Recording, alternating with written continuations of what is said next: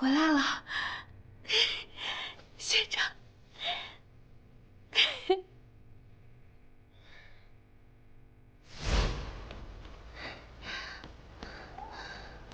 哎，同学，同学，对，就你，来帮个忙。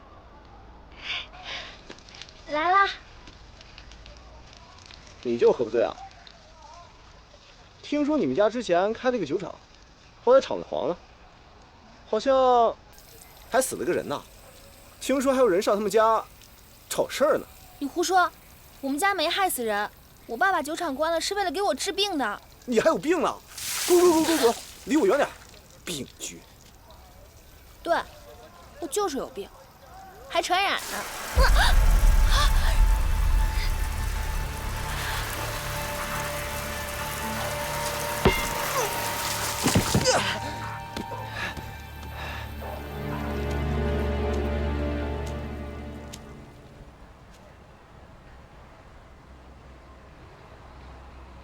别欺负女同学。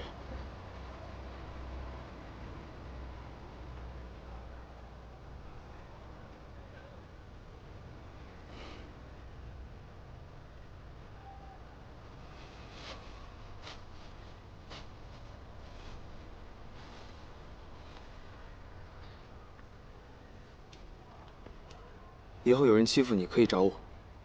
高28班，易北道。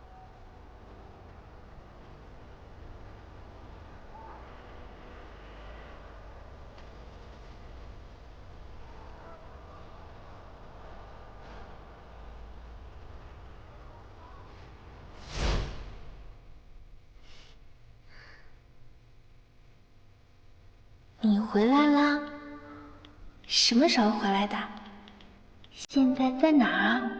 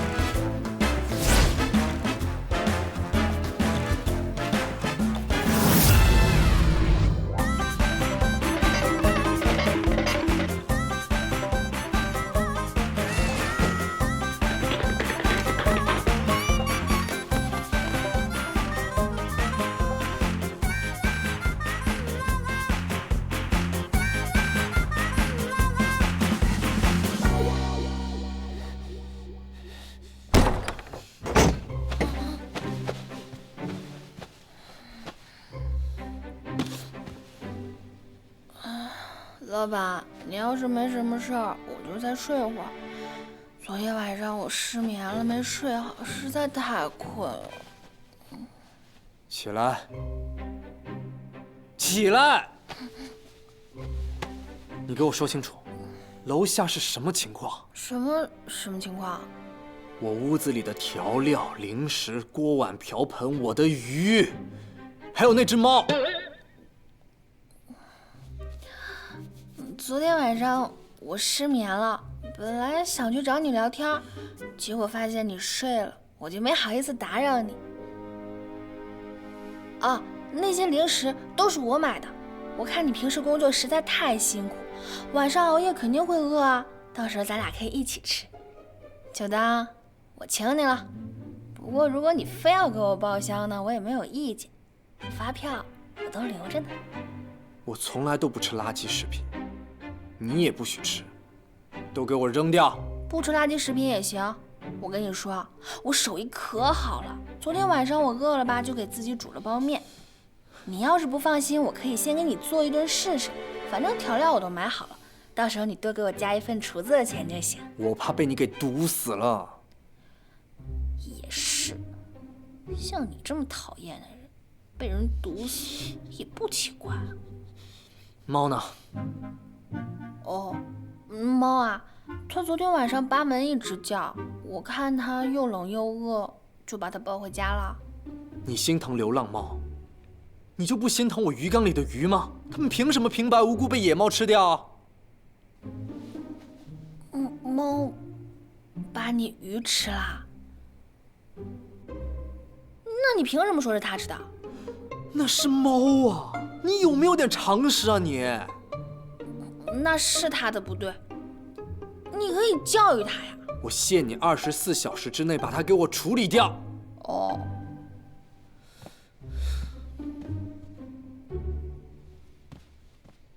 还有，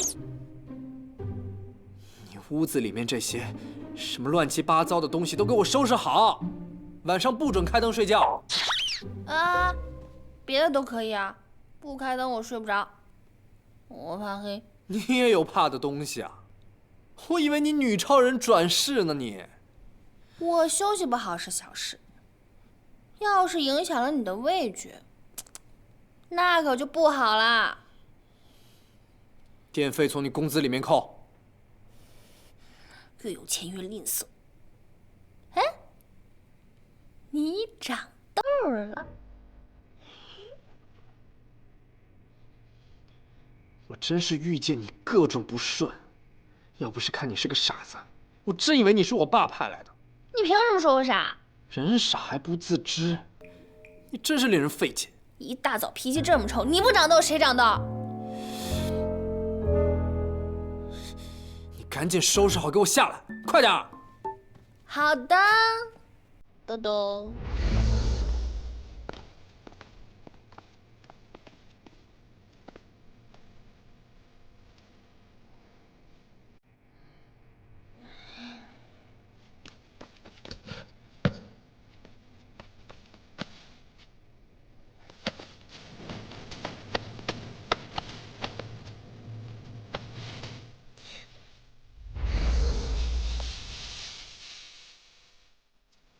你赶紧给我收拾干净。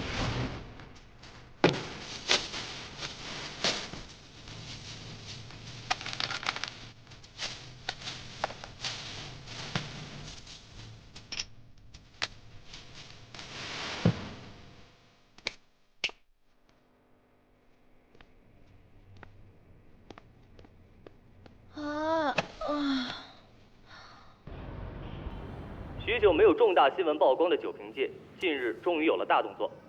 被誉为酒瓶界大儒的著名酒瓶人沐春风，此次无预警发难，挑战天才酒瓶人陆微寻。陆微寻对此事尚未作出回应。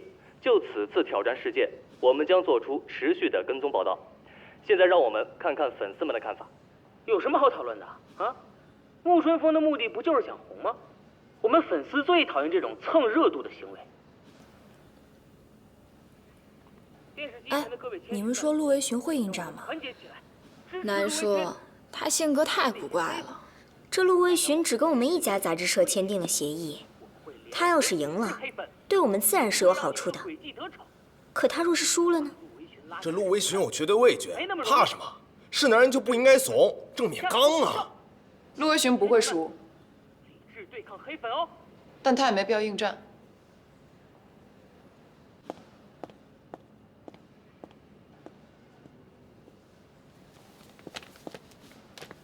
哎，啥意思啊，猪猪？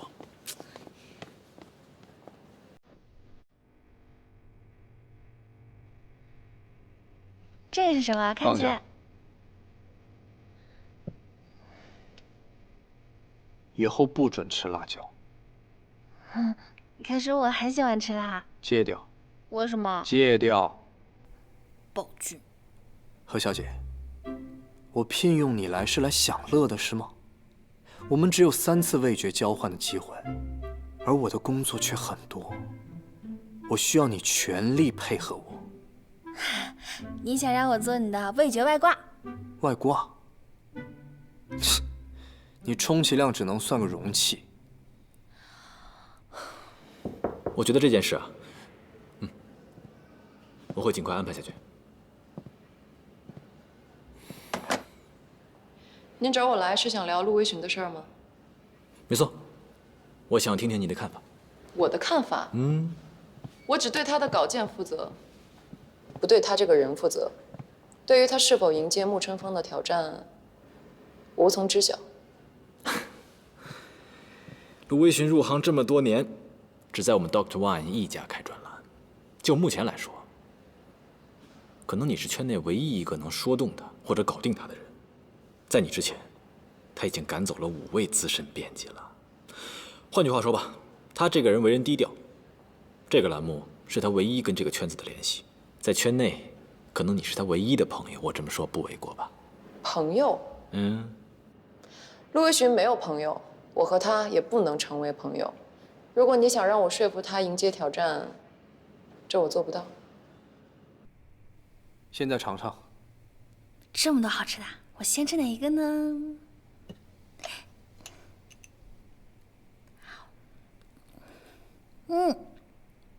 好吃。什么味道？甜的。甜的？哪种甜？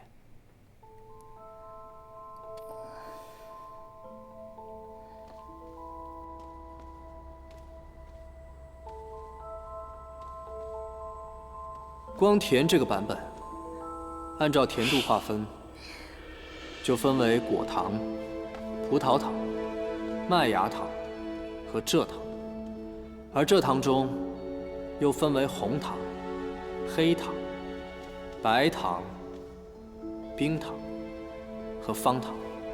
不同的原料通过各种加工，制作成不同的食物。比如说，瑞士糖、水果糖、奶糖、花生糖、芝麻糖、薄荷糖、棒棒糖、棉花糖、酥心糖、太妃糖，光是糖的种类就有这么多，更别说其他复杂的食材了。论方法，没有绝对的捷径，只能靠你自己努力的去背。今天先记住这些糖的味道。陆老师，我们能不能循序渐进？要记住这些所有的味道，我大概需要1个星期。那只能说明你笨。今天必须得记住。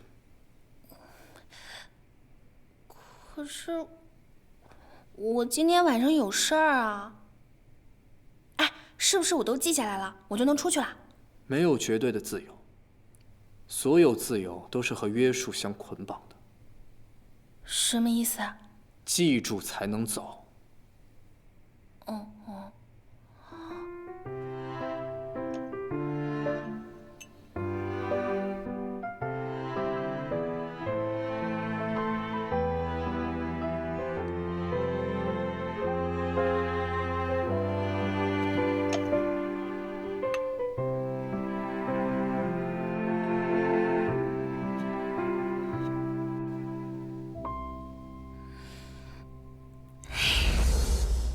Dr. Wine 是业界第1的葡萄酒杂志，而陆微寻是拥有绝对味觉的天才酒评人，强强联手，地位牢不可破。他应战的话，赢了不过是锦上添花，可输了就是一败涂地了。您行事一向稳妥，我实在想不到你想让他入局的理由。陆微寻会败吗？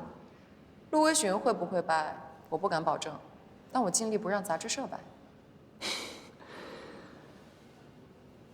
米娅，就算稳坐业界第一，但是杂志社仍然需要锦上添花。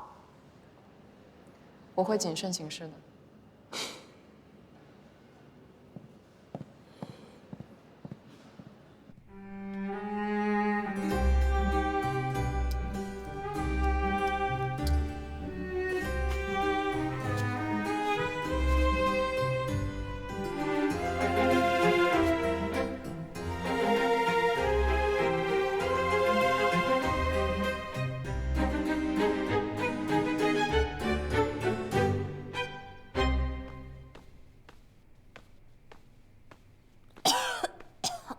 齁死了。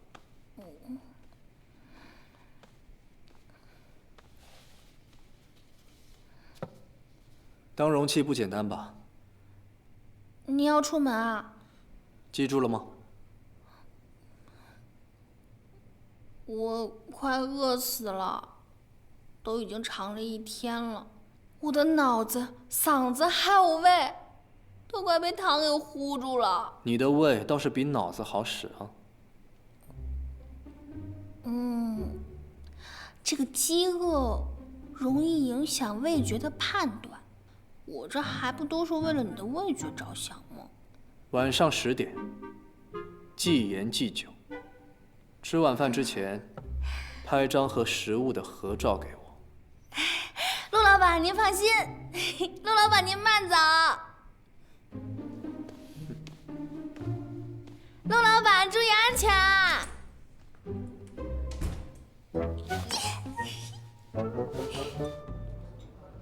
菊正宗，将酿好的清酒再放入杉木桶中，待其达到口感最佳时再取出。因此，这款樽酒在日本酒原有的风味上兼具吉野杉木特有的清香味儿。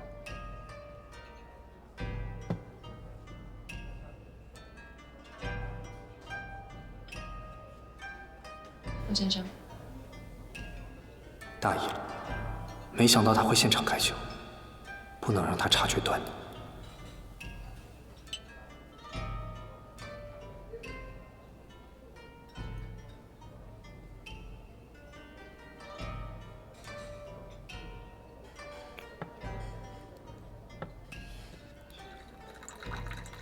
好喝。陆先生这次的品鉴词格外的简练啊。酒香味烈，不愧被称为男人之酒。不绕弯子了，这次我不仅仅为送酒而来。沐春风的挑战，如果你是为了说服我参加挑战而来，那这顿饭你算是白请。我不是来说服你的，我是来告诉你一些信息。至于接不接受，还是您来决定。没想到我的编辑除了工作之外，还热衷于八卦。陆先生，不求您拿我当朋友，只是这么多年合作下来，总还是有些情分的。我希望您能耐心听我把话说完。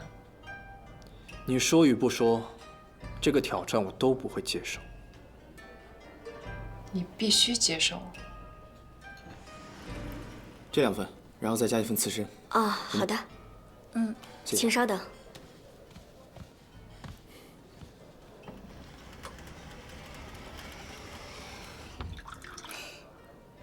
谢谢。最近过得还好吗？还算好吧。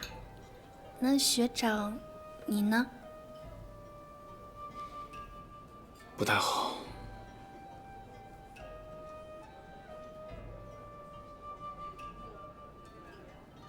那个瓶子还留着呢。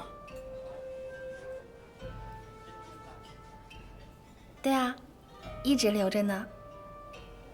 我这个人啊，念旧。都这么多年了，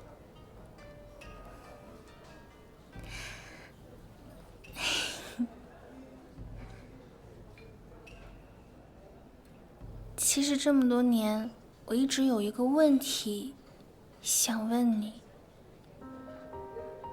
那一天你为什么没有来？而且从那天之后，你整个人就像消失了一样。这7年，你去哪儿了？你生日那天，我出车祸了，那现在呢？好了吗？已经没事了。我在医院里住的时间太长了，出院的时候我妈又病倒了。为了照顾她，我只能辍学回家。那你至少应该告诉我呀，可能我还能帮上忙。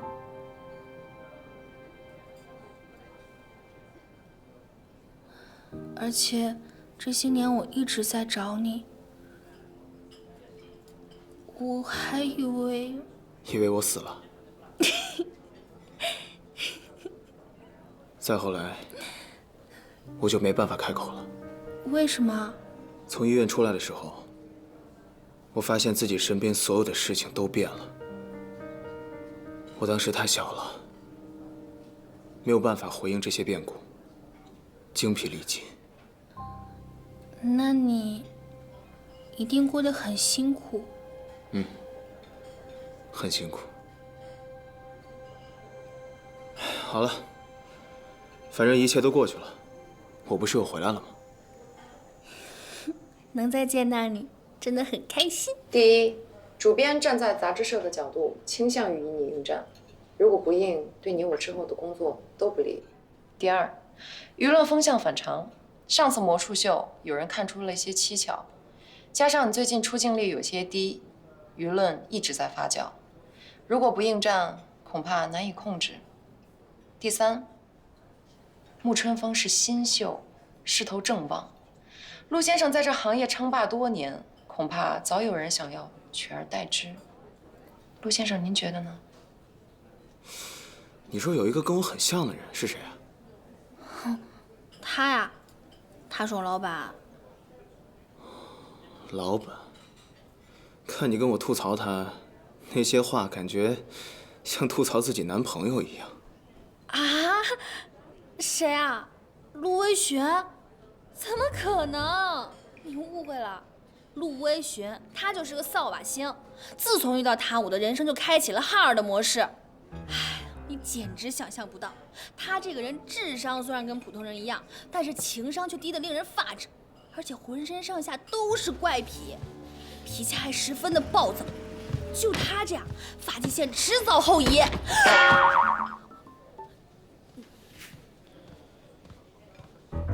你怎么在这儿？这话我倒想问你呢。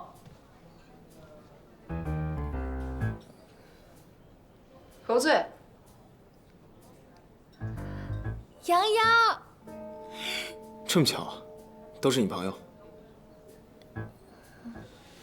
他是谁？跟你什么关系？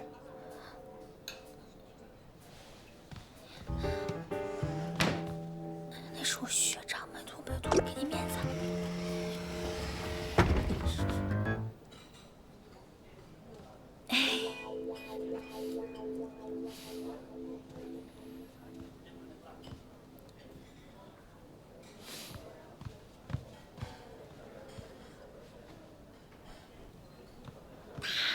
就是我老板，陆威璇。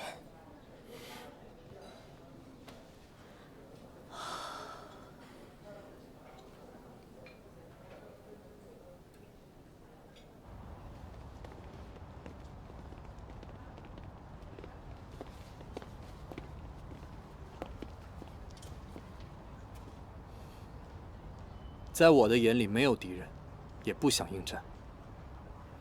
希望您再考虑一下。何不在？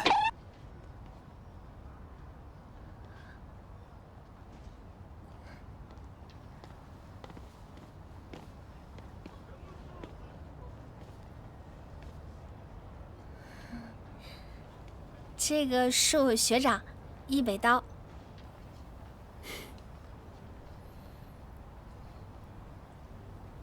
这是我老板，陆微寻。幸会。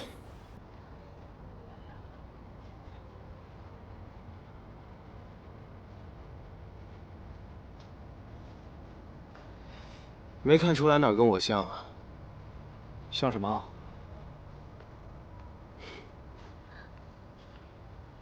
学长，我改天再请你吃饭啊。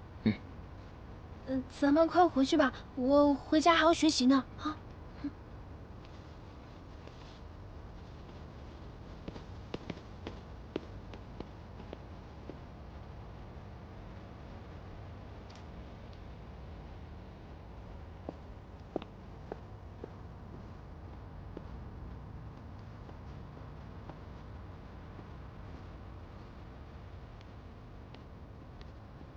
你这么着急干嘛？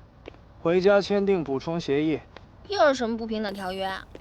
合约期内不准谈恋爱，尤其不能和他人接吻。凭什么？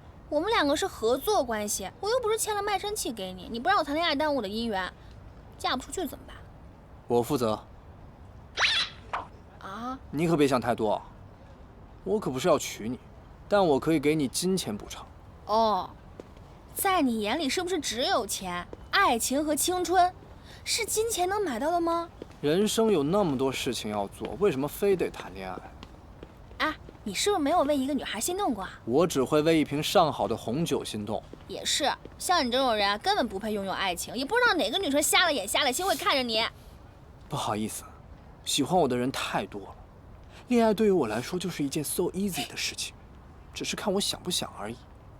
不像你，成天想着谈恋爱。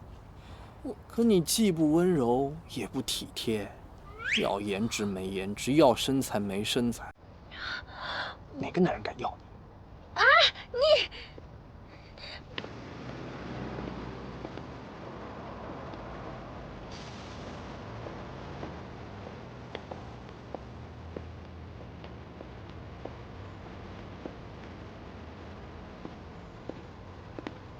恕我直言，您的跟踪行为已经造成非法骚扰了。这位小姐，自作多情了吧？我家也走这条路。好，你走前面。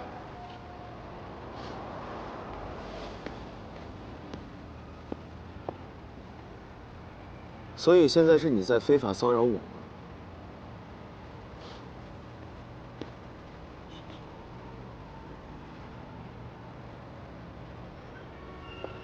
出车！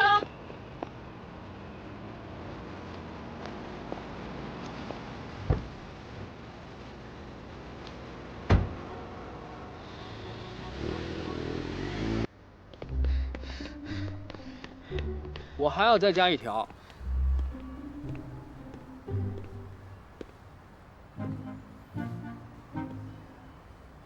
不可以不等老板单独行动。你该加强身体锻炼了。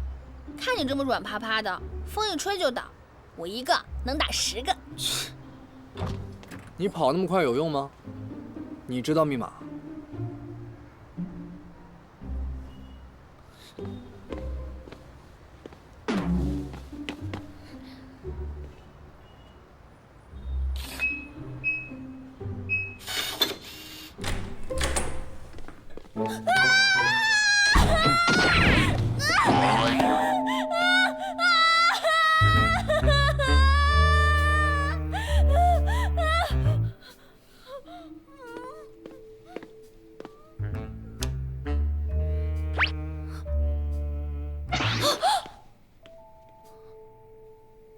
纸老虎！你们家声控灯坏了，你赶紧把它修好，省得丢你们家大别墅的脸。你住进来之前怎么没发生这么多事？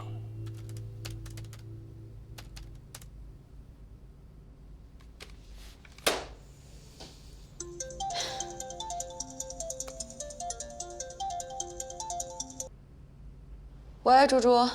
米娅姐，我给你讲个大八卦。这都什么时候了，你还有这心情啊？哎呀，你听我说完嘛。今天啊，我在微博上认识了一个沐春风的小迷妹，她跟我说啊，其实沐春风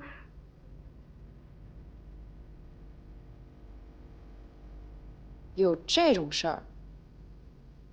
行，我知道了，谢谢你，猪猪。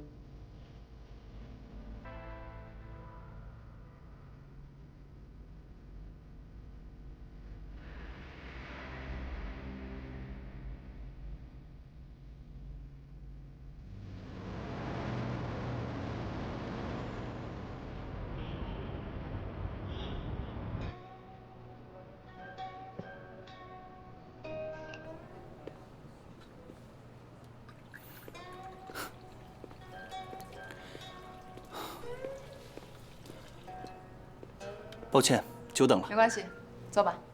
我也才刚到不久，这家店离我上班的地方很近。本来就是我约你出来的，让女孩子等久了，总归不好。尝尝吧。谢谢。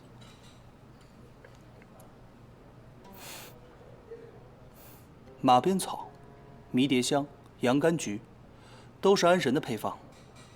米娅小姐，莫不是最近精神压力很大？是啊，面对一个茶还没有入口，成分就已经分析的8、9不离10的实力选手，我压力很大。米娅小姐说笑了，我的为人和某些人可不一样，难为别人，不是我的处事风格。茶不合穆先生的口味吗？听说穆先生曾经在法国留学，所以我才特地点了法国的花草茶。米娅小姐有心了。其实，花草茶的品质大同小异，只是不同的人用不同的手法泡出的茶，口感也略有不同罢了。我不太懂，这个茶差在哪儿了吗？操之过急。怎么说？水温过高会破坏茶叶中的单宁酸和咖啡碱，口感就会差很多。一盒好茶，一壶滚水摆在那儿，穆先生真的等得及吗？那是当然。我看未必吧。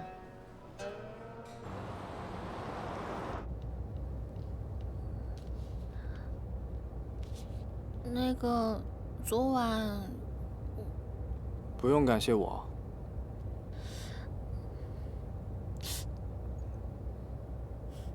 你额头上的痘马上就要爆了，这种事儿我有经验，再不处理一下，马上就会长得更多。哎，前面有个便利店，你停一下。我赶时间。没想到这么完美主义的陆微寻竟然会允许自己的脸上长痘，反正又没长在我的脸上，无所谓了。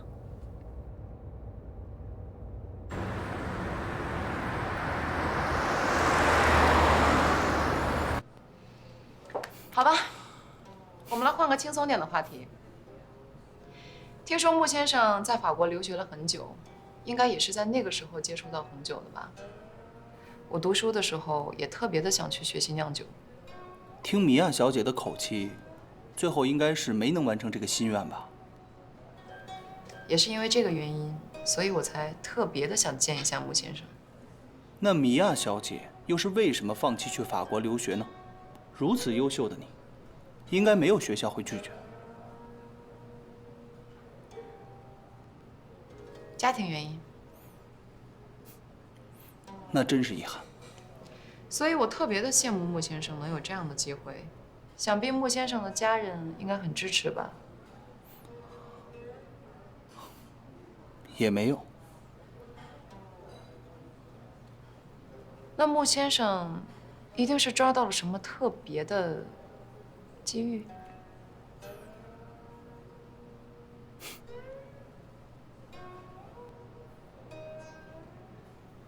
您的茶凉了，我再给您换一杯。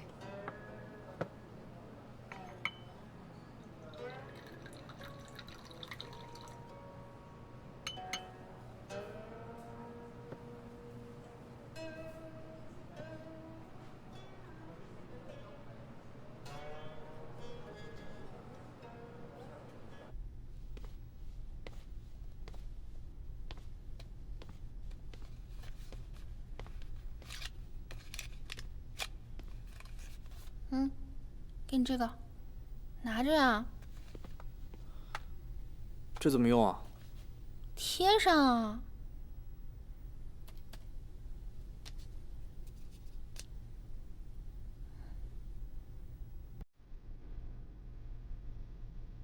往左，右，高一点，右，蹲下，你蹲下，你蹲那么低干嘛？不是你让我蹲的吗？好吧。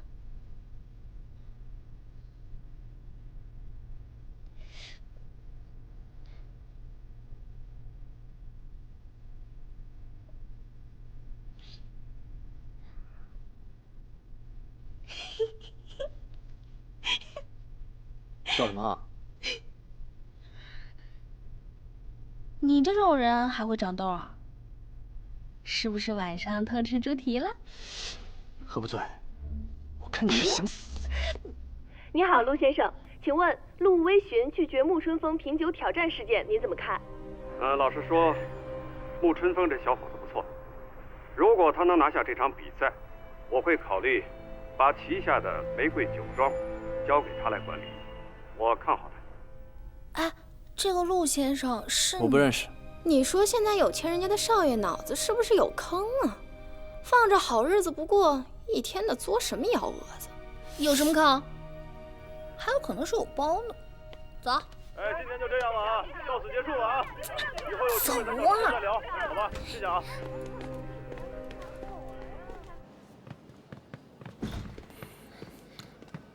你好，陆先生。你好。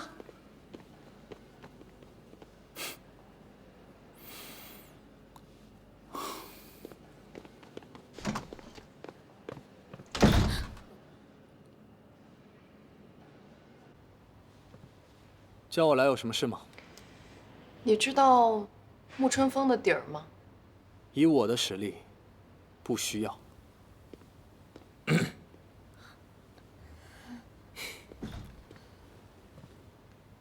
这里你照顾一下，总裁找我说比赛的事情。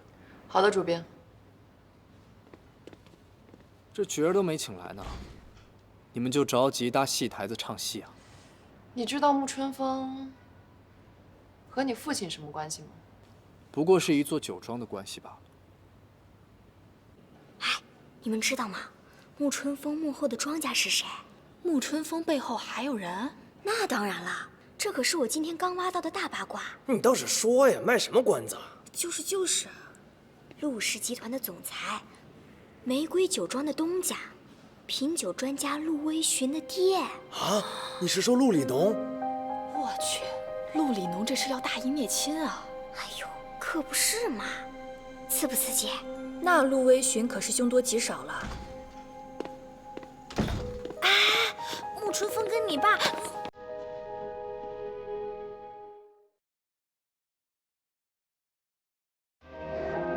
今天不止第一次见面，危险才发现后知后觉，揭开魔咒扬起新鲜，只要看见你的侧脸，一切都暂风暴的火焰云烟，夜晚面向黑暗，也是种体验。就让看见味道的你陪着我冒险，奇怪这种味觉代替了语言，仿佛是种信念，向着终点，我一往向前，穿越偏见，拼凑碎片，爱着你是我的习惯，我们学会勇敢，拥抱灿烂，更用力的爱，闭上眼里的味道，经历过薄荷，我看见。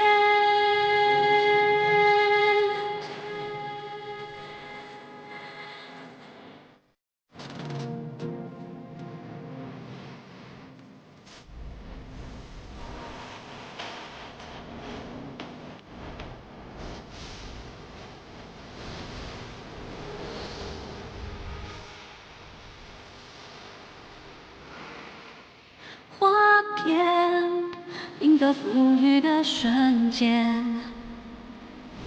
但愿你是在迷你花园，揭开魔咒，扬起新鲜。只要看见你的侧脸，一切短暂，风暴绕过烟云烟，夜晚点上黑暗，也是种体验。